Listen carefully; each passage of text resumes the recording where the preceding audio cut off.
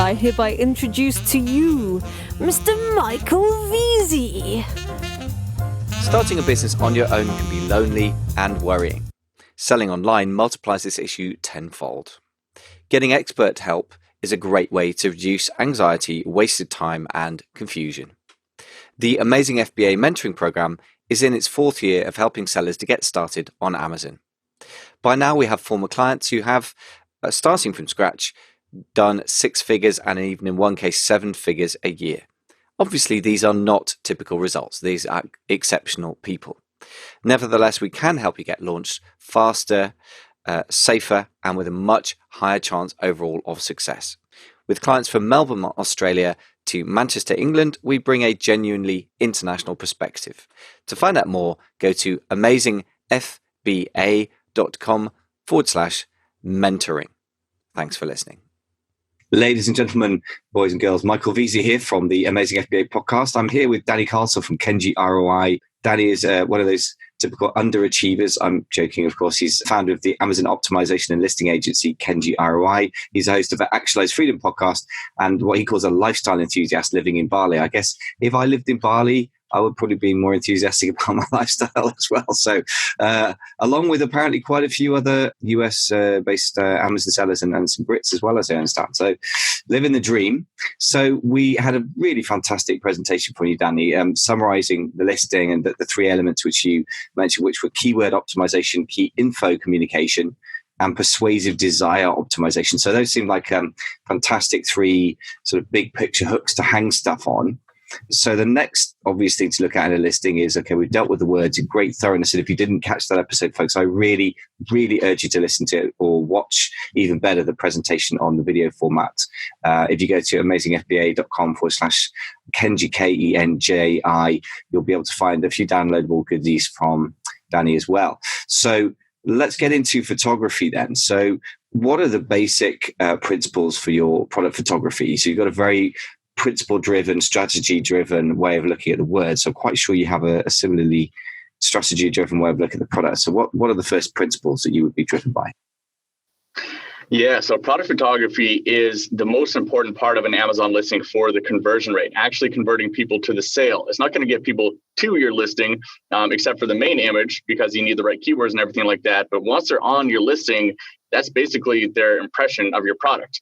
And a lot of people, they're putting out the wrong impression. And just because they have a couple good images doesn't mean you can get away with having 1 or 2 really terrible images. Just think about it this way. You know, we're human beings and we do actually judge each other based on appearance, whether you like to think so or not. And if you show up to work just dressed really nicely for 7 days in a row, but then on the 8th day, you showed up without any pants on, people are going to judge you pretty strongly based on that, right? I don't think your boss is going to like that, unless it depends on what kind of job you have, I suppose. But that's the impression that you're putting if you have 6 really great images and then your 7th image is just garbage, like with your iPhone, and the lighting is just, you can barely tell what your product is, right? So every single image matters on Amazon. The second biggest principle that I think people get wrong is not having a very specific purpose for every single image. Let's just say that a lot of Amazon shoppers do not read your listing. They're just going to read maybe your title and maybe scan the bullet points, maybe scan over your description. Better if it's an A+ content or EBC description, but probably they're going to look at the photos, the price, and they're going to make a buying decision. People are lazy, and with an image, you can communicate much more information in much less time. Even if there's no text on the image, for example, if there is a model that is wearing a rain jacket, for example, they're wearing a rain jacket and they're out in the forest and they're getting rained on, the hood is up and it's dripping over top. There is a ton of information in that image right there. It is showing roughly how the fit of the rain jacket, like, does it show up really droopy on the model? Does it show up super tight? It is showing that the hood is over and it shows that it's totally waterproof. It shows the water coming off there. It shows that it's geared towards hikers. People are using it outdoors. There's so much information your brain can instantly take in from an image rather than reading, which is much slower.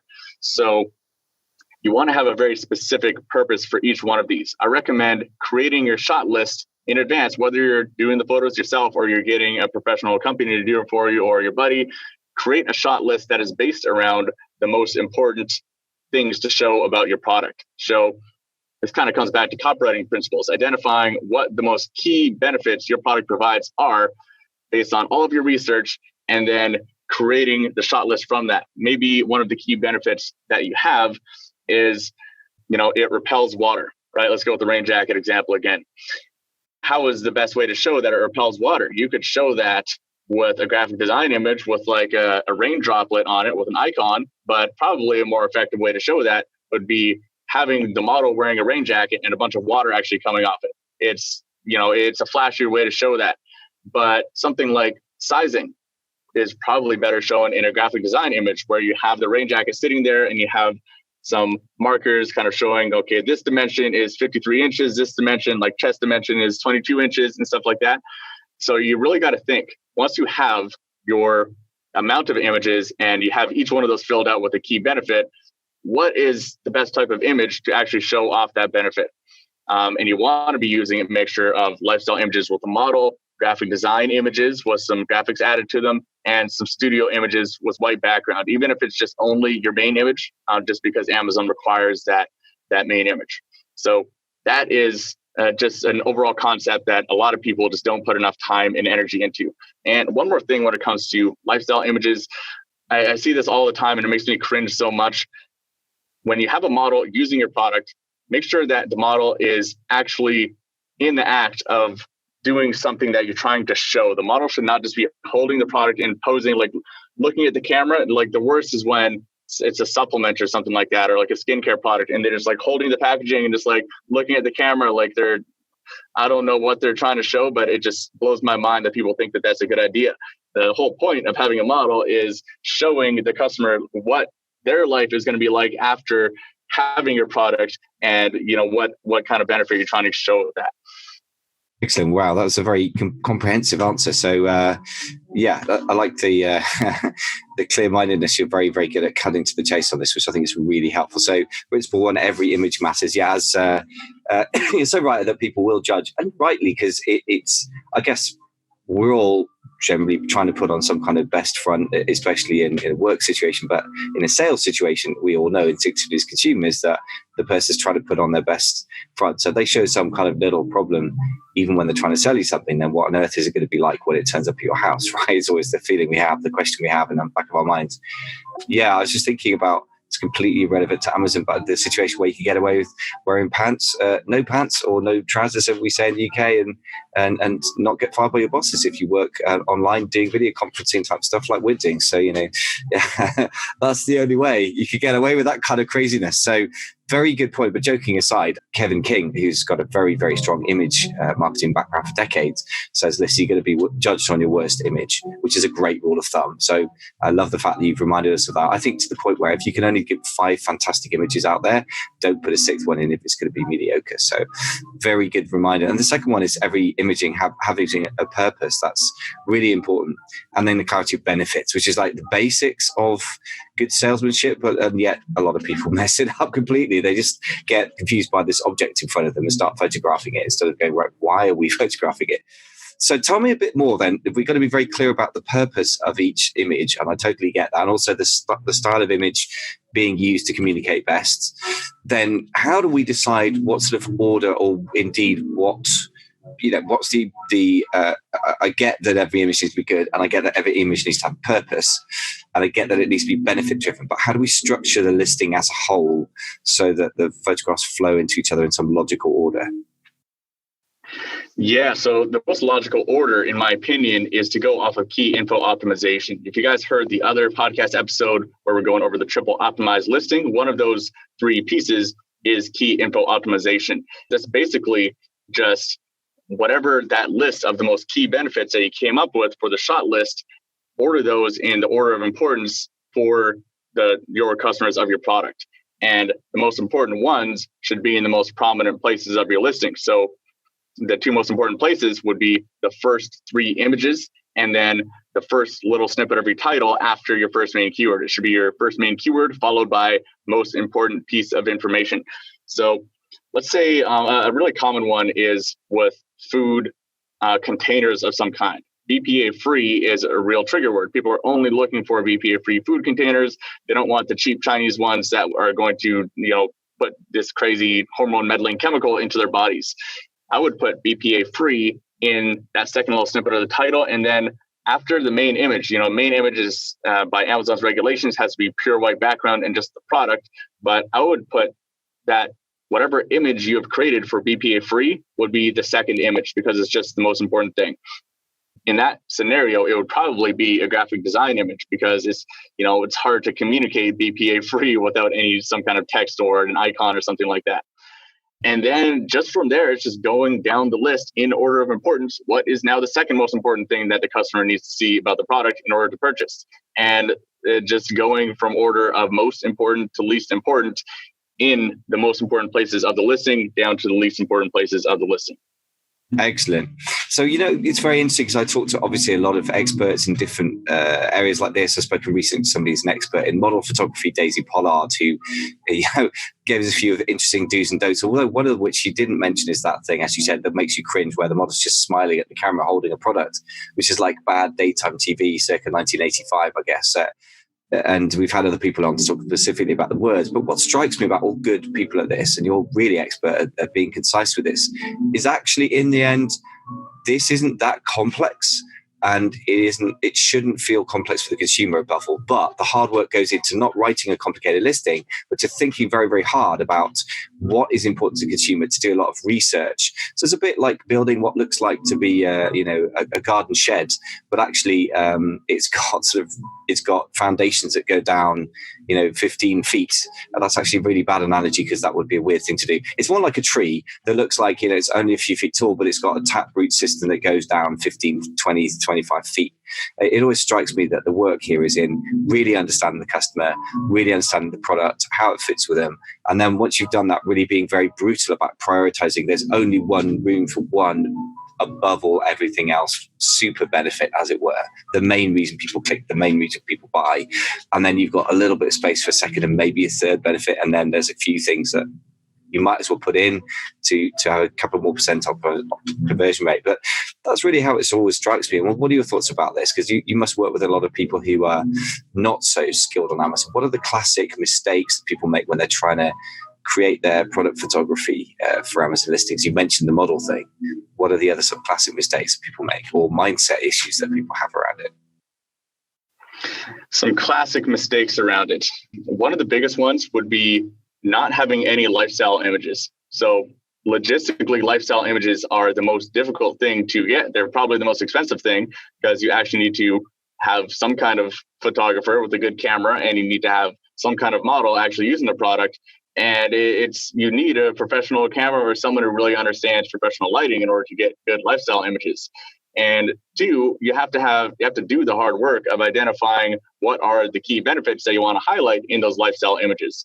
It's probably the most difficult type of image to take as well correctly, just because you really need whatever setting that is in. So depending on what you're trying to show, you're going to have to go to a bathroom up into the forest. You're going to have to go who knows where. It could lead you anywhere depending on what your product is. And setting up that kind of shoot and then actually showing whatever benefit you're trying to show in that setting actually in action is a pretty difficult thing to do. So a lot of people skip over it and they use stock images instead. And while I think there is a time and a place for stock images for some very specific products, in general, stock images just give off a really cheap vibe for your brand. And especially the really cheesy ones. There are some decent stock images out there, but so many people choose like the really cheesy generic stock images that just are not really relevant to your product. And it's really hard to be specific what the stock image, you're never going to be able to find a stock image that perfectly fits with whatever you're trying to show and shows like the right angle with your product. Like you take the product studio image and you try to Photoshop it in there, and the angle's wrong by like 15 degrees. It looks weird. It's just not good. And so many people rely on that rather than just making a small extra investment and getting some real lifestyle images. Here on that. Yeah. I think the thing is, above all, yes, it is a difficult thing to do, but whenever something's difficult, it's not actually something in the end, it's going to come down to a cost. If you had to do everything yourself, you'd have to kind of create an agency, hire models, hire photographers, go and look for locations. But fortunately, such things exist. They're called advertising photographic agencies, and most decent photographers will have, links to model agencies and can sort that out for you. So yeah, in the end, it comes down to a cost. You don't have to become an expert. You just hire an expert. And as you say, yeah, it's tricky and therefore is going to be costly. But really, I think you're so right that this is critical. Apart from anything else, I'd simply say that the stock images thing is what every single person is doing in a lot of the markets, and very specifically, for example, back braces, which is becoming the kind of garlic press of Amazon somehow these days. The second thing I'd say is 100% about the irrelevance. Even if you disregard the cheap feel of it, a lot of back braces are going to be sold to people who work in offices or are working mums or whatever, and the images they have are nearly always people that look like they spend their whole lives in the gym and are about 21, which is probably the last person who's going to need a back brace, right? Because they're already fit and look after their body. And it's mostly these very beefy looking guys who are about 21 or something. And actually the target market is very often going to be middle-aged guys who aren't beefy. Now, you obviously want somebody who looks good, but is plausibly, middle-aged and works in an office. But if that's your target customer avatar, you're so right. There's a really glaring mismatch there. And whenever I look at that market, it always makes me cringe a bit, not just because they're so obviously stock photos to me, but because they don't even have the target demographic in them, which just seems to me that you're basically trying to sell cat food to dog owners. It's a bit of a total mismatch, right? So thank you for beating the drum for that. I think the investment's so important, because if people don't click on your image, or if they don't on the listing, or if they don't actually convert on the listing, then all the money you spent on the product is 100% wasted, right? So I think it's got to be somewhere where you put the money in. Okay, well, we've banged the drum enough for lifestyle images. What are the other sort of mistakes, would you say, around image structure or image choices? Yeah, let's talk about the main image for a second. Just because the main image is arguably the most important image, if the main image is not super well optimized, your click-through rate is going to be really poor, and then people are not even going to see the rest of your listing, and it doesn't matter how good the rest of your images are. So a few things about the main image. Pure white background, so you are limited by a few things. And while you can, a lot of the time, get away with having some kind of graphic design on there, I don't think it's necessary, or it just will cause problems. So pure white background. The biggest mistake I see people making with this is having a direct top-down view. And why I think that's bad is for two reasons. One, it doesn't make very good use of the limited space. You want your product to show up as large as possible so that it shows up very large on the search results page or on your competitors' listings. It just stands out more. People can see more detail. It's more clickable. And especially if your product has multiple pieces, you're taking it from a top-down view, you have to put everything next to each other. Whereas if you take it at a 15 or so or 20 degree angle, then you can multi-layer it. So the most important prominent part of your product is in the foreground. The next accessories are kind of towards the background or just like laid down in front. And the product packaging would be kind of in the background, but like half of it is covered by the actual products. And you can fit everything in there. You can make your actual product much larger in the image instead of having everything next to each other. And the other reason for that is it's not going to be two-dimensional if you have it at an angle. As a top-down view, it kind of looks two-dimensional. You can't see as much detail of the product, and it's not as attractive as seeing a slight bit of side angle in there. That 15-degree angle typically is what we like to go for. That's 15 horizontally and 15 vertically. And it's a lot more attractive because it shows the three dimensions of the product. And just a few more things about that image in general. The lighting and the retouching on this image have got to be top-notch. So first off, like actually taking real good lighting in person, but then in Photoshop, just really dialing in the lighting. Are there any kind of weird shadows or anything like that? You want to touch those out.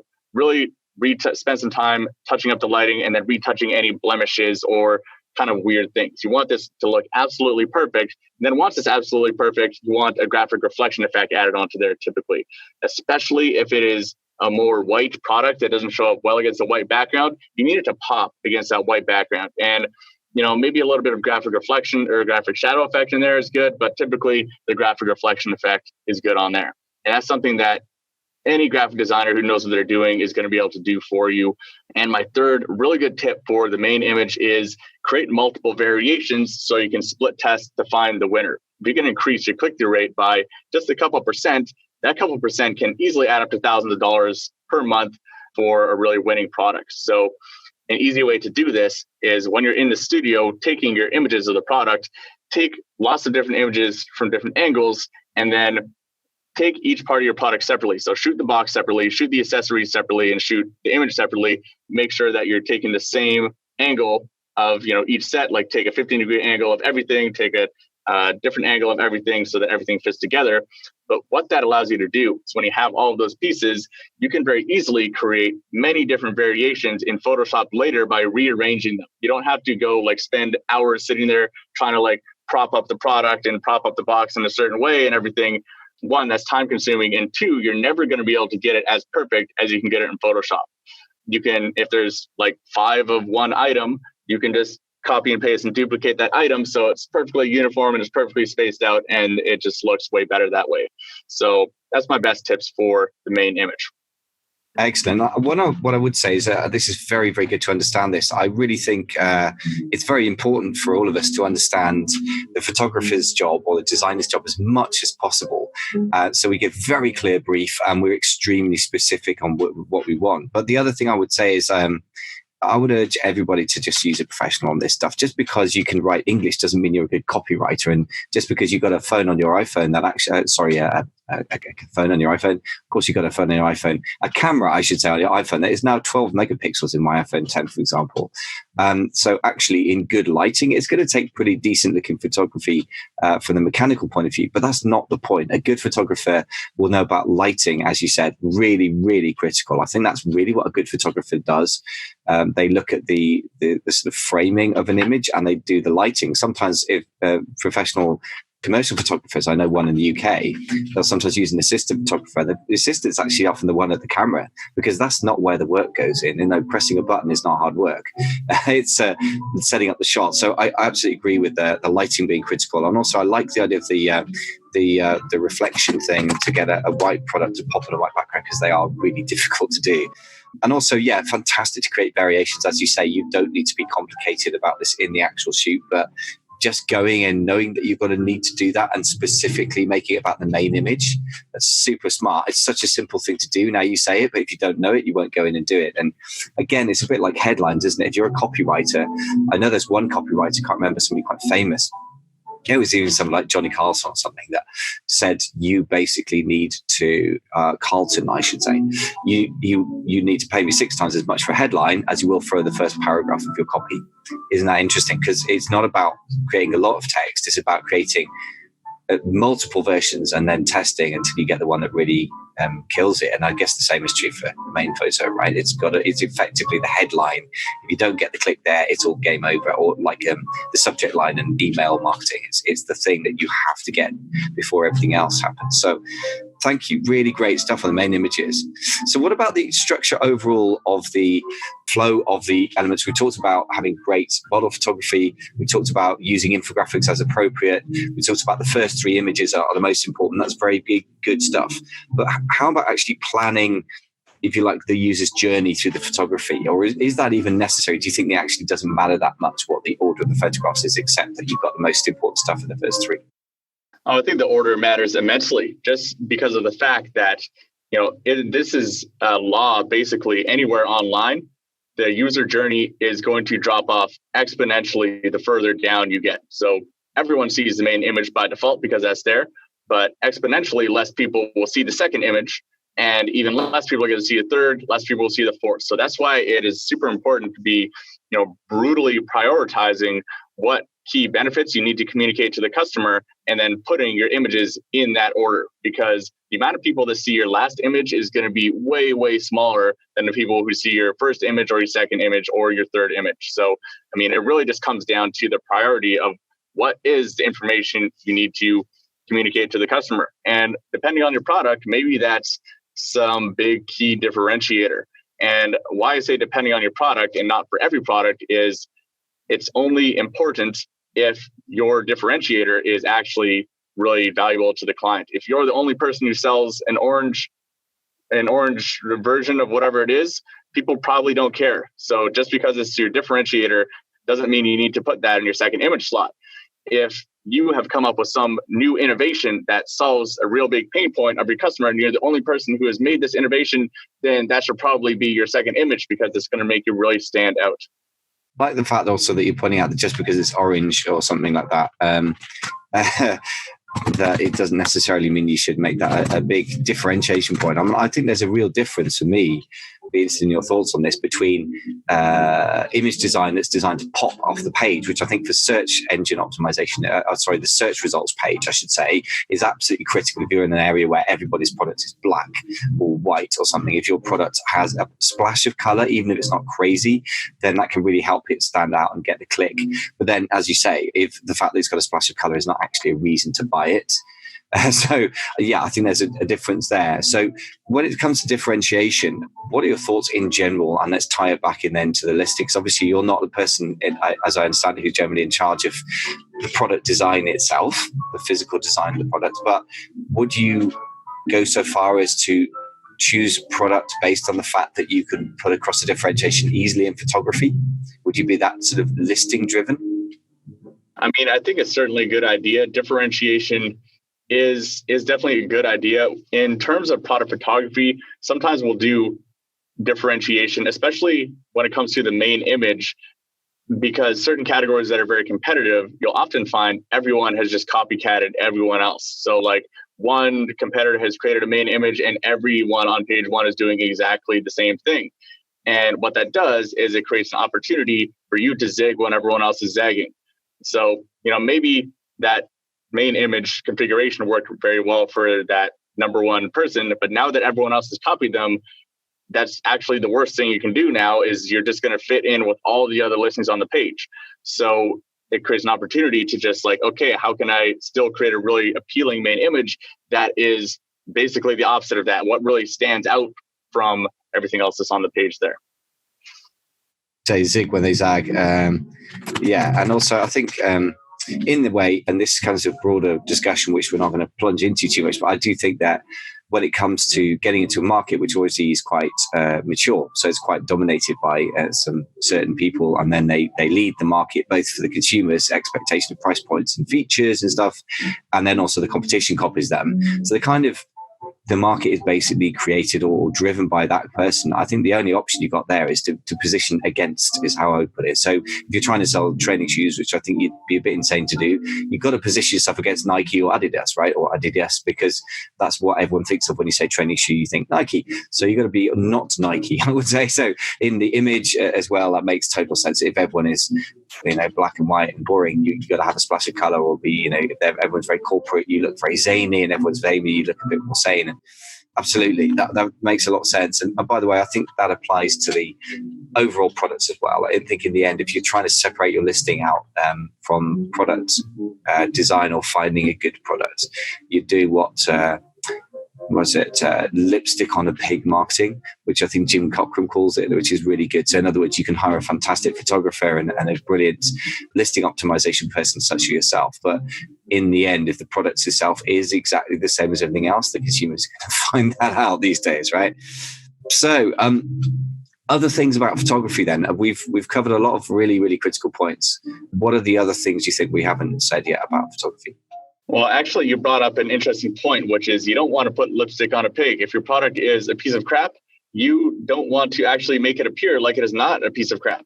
There is a place in the market for products that are crap if they're really cheap, right? People still buy cheap stuff that is crap.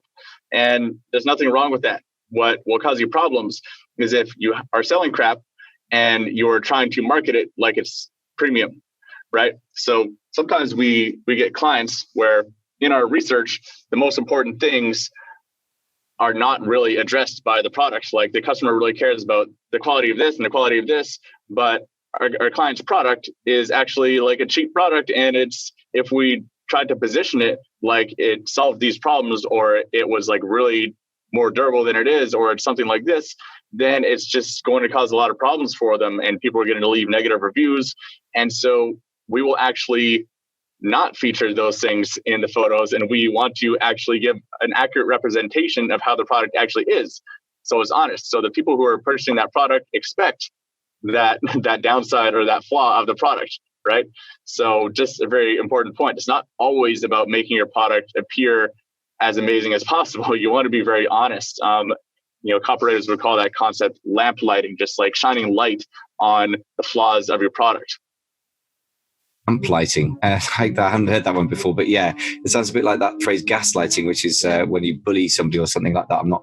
But it doesn't sound a good idea to shine the flaws on your own product. I mean, yeah, that's exactly what you want to do. If your product's quite expensive, price high and justify, as they say. So if you're going to price high, you've got to have maybe some photos or a comparison chart or something that avoids, by the way, legal action. Don't go too far with this. But yeah, you want to point out that the competitive products aren't durable, that don't solve particular problems. But if your product is simply sold on the fact that it's cheap, then I guess you might as well be honest about that. Make it look good, but don't make it look excessively good. And you're 100% right about that. I mean, even the stupidest things, for example, the color of something not matching up to what you've got in the photography. I remember I did some amateur photos of my own with an iPhone. I was quite pleased with the results because I thought it looked reasonably professional, actually. But the trouble is that I'd got some little widget that was blue, and I'd optimized the photo to get the right background looking good and looking shiny, and it did.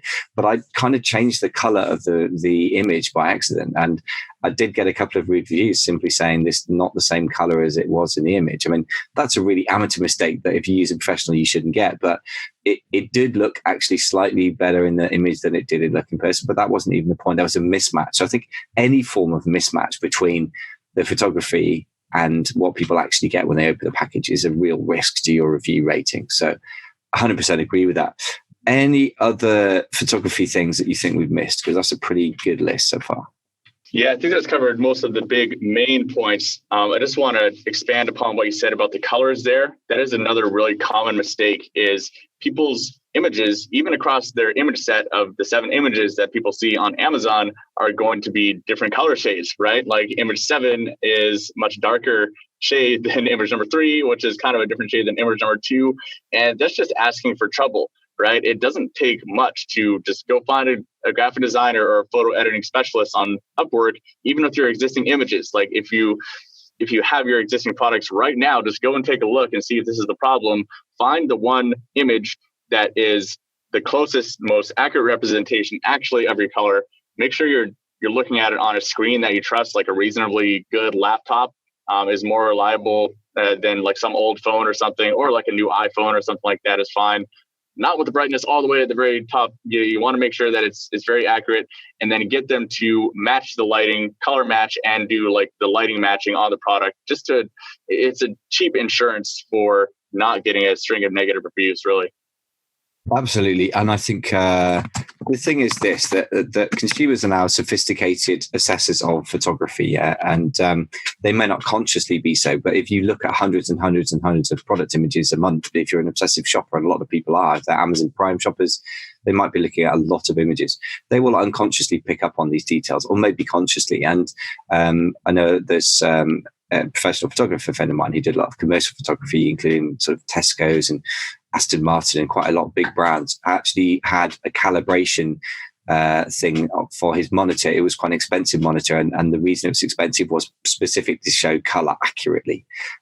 So yeah, it is a really important point, but that's a very nice hack as well. I like it. Get the most trustworthy photo and then get somebody on Upwork or even Fiverr, I guess, and make sure that they get it looking very consistent. So in the end, a lot of this stuff comes down to not doing it yourself, but hiring a professional to do a good job at knowing precisely what outcome you want for that process. So like a lot of good stuff in business, but I think particularly photography is like that. So you've really put a very nice, clear structure around this. So I think armed with that, we are now in a position to go away and give a photographer or a designer a really crystal clear brief. So that's fantastic, Danny. Thank you so much for all that fantastic information.